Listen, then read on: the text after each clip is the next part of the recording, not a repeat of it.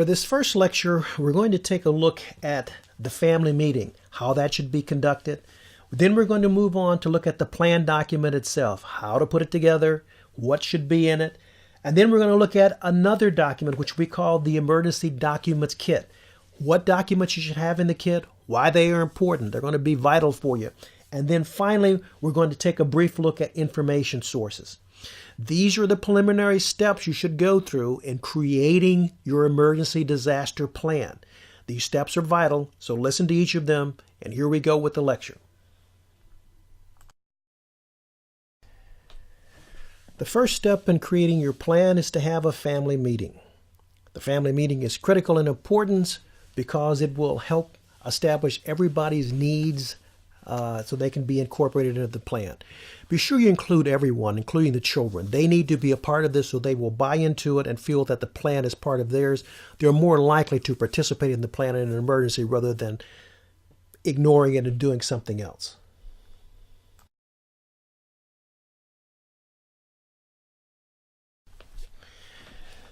The plan is the heart of everything that we're doing here. It needs to be detailed. It needs to take into account all of the needs of people who are members of your group or your family.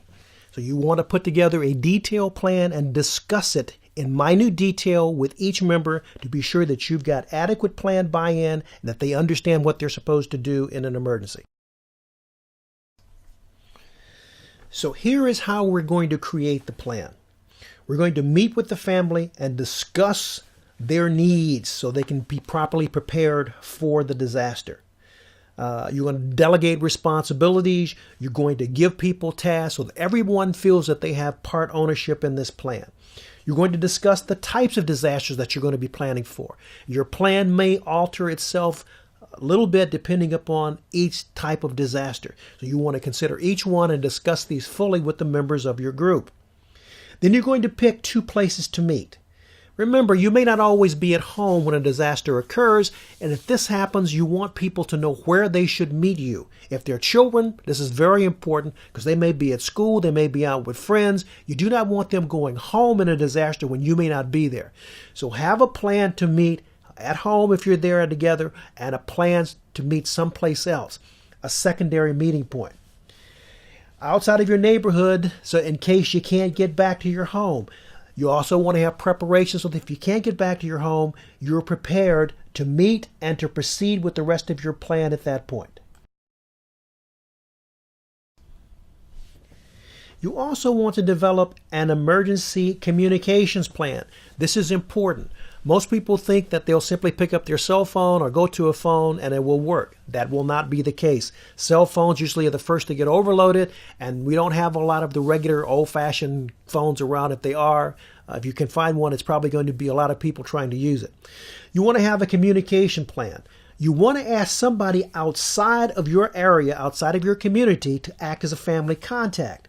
It may be easier to reach them than it is to reach somebody in your community. You want to discuss what to do if authorities ask you to evacuate, if you're at home or if you're not at home. Who's going to do what? Who will have what responsibilities?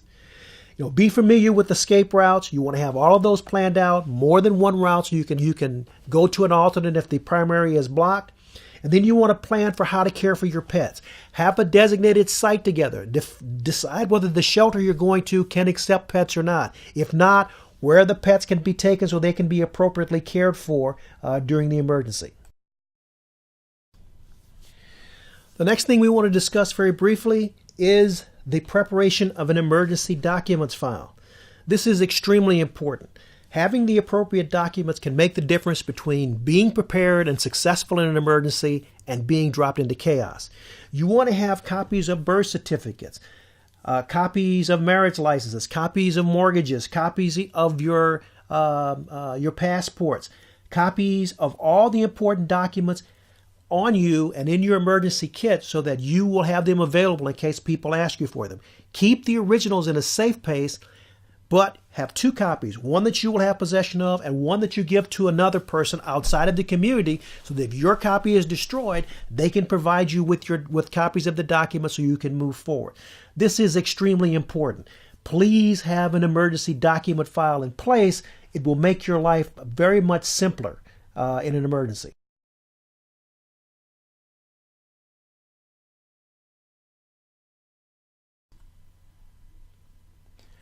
Finally, we're going to talk about local warning systems.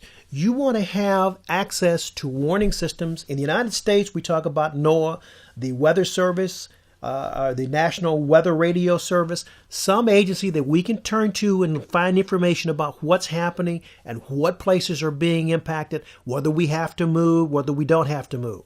You access these with an emergency device of some type, little handheld crank radios or battery-powered radios that you can use to keep track of what's happening around you. In an emergency, it may not be always possible to look out the window and see what's happening. You may be concerned with the larger area around you, and these systems will give you the information you need to know where you can go, how you can get there, or whether you can get there.